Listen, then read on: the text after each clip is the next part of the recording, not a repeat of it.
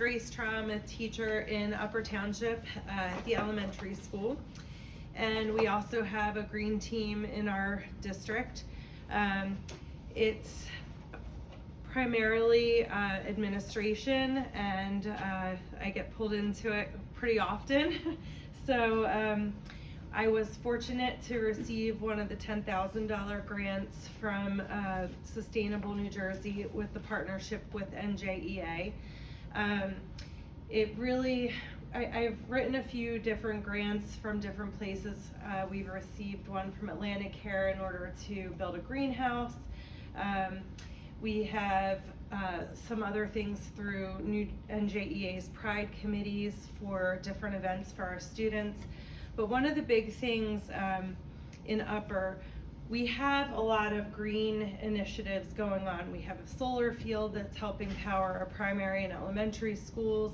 We have different types of green initiatives with the refillable water stations in the school. A lot of our PTO events now are bring your own water bottles. So we are really trying to work towards a more green living with our students.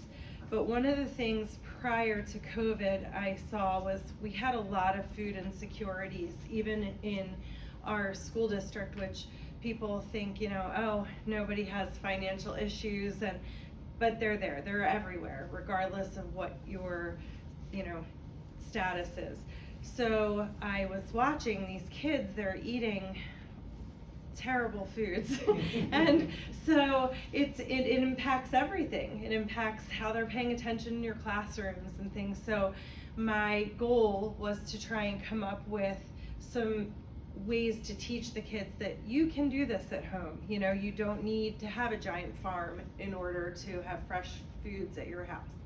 So fortunately, I happened to be seeing a Sustainable New Jersey, one of the emails that Ralph sends out, and I thought, oh, this is good, we can do this. So I was able to write the grant.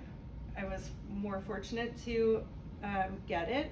So through this, we have, you can see here, we had a blacktop that literally there was nothing. It was just wasted space, and every day it drove me insane to see this wasted space. So we ended up, little by little, you can see the greenhouse that came from an Atlantic Care grant, and then we had partnered with other people in the community. Someone had donated composters to us. So I started to teach the kids through a garden club that I was the advisor, and actually Betsy started at the garden club with me. So we started teaching them about how to compost and how to do more organic gardening, and that just kept going. So then with Sustainable New Jersey, the grant, we named it Cultivation Education. And we partnered with some Boy Scouts and Eagle Scout projects. They built us raised beds. With those beds, you can see some of them in that one are higher because we had a lot of disabled students, so they're able to be as much a part of that garden as anyone else within our school community. Then it became, okay, how are we going to keep this going throughout the summer? I can't be there 7 days a week. So we use things like Sign Up Genius and Remind app, and it filled up in less than 48 hours every time slot throughout the whole summer. And the deal was, if the parents came for every hour that they'd work in the garden, they could take a basket full of food. So one of the pictures there you can see was a picture one of the parents sent me over the summer. There was cabbage and tomatoes and cucumbers, and so it really did become a community event. The kids loved it. If they couldn't come, they would be like sending me a message, we can't make it, is it okay if we come later in the day? And I'm like, it's great, whatever you can do. Watering was a big challenge because it was blacktop, so that was part of what we wrote into our grant to get water sources, which I'm not super thrilled with what we have going, but it's working. It did keep everything watered, but you have these delusions of grandeur of, oh, we're gonna get this great drip system, and instead we ended up with soaker hoses and timers, but it works. So you know, it's a lot of pivoting, a lot of adjusting in your thoughts and ideas, but the difference that it's made with our school population is incredible. My garden club that I had about 40 members, I now had to split to 2 days, and this sounds terrible. We had to change it to a day where we didn't have transportation because there were so many kids, there weren't enough buses to get the kids home, and there were only 2 advisors, so you couldn't have 90 kids after school with only 2 adults. So we split them, so we have about 100 students that participate in our garden club.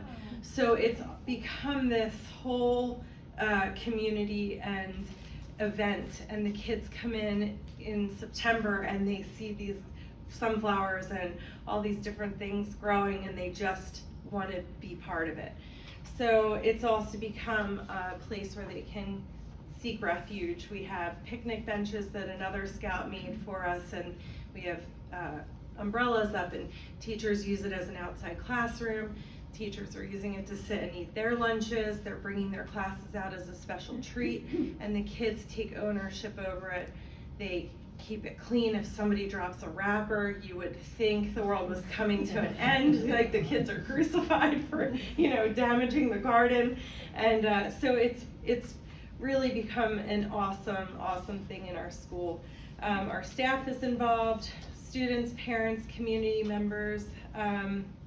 We have, let's see what else, just so many different things have spawned from this with our students, and they're learning responsibility, and they grow things at home, and I get pictures all the time, like, look at this, and so it's really amazing. My biggest mistakes or downfalls were in the beginning. I was kind of the main contact person, and so, which, you know, you need to have that, but you also need to make sure that the people who sign off on things and say, oh sure, you know, we'll approve this and we'll be part of it. Sometimes it's harder than it looks to keep those people on their toes. So I have to say though, this organization, the Sustainable New Jersey, has been great. We did have to extend deadlines. This happened in the midst of the pandemic, and then I had some issues medically, so we have had to do some extensions, and so it is great that you have that flexibility with them to keep things going. But it's just been a really great thing. So if you're in a school and you're considering doing any type of grant writing or programs, I would highly recommend it, because the rewards, seeing your students being so involved and excited, it's better than anything you can just show them out of a book. So it's been really a great opportunity.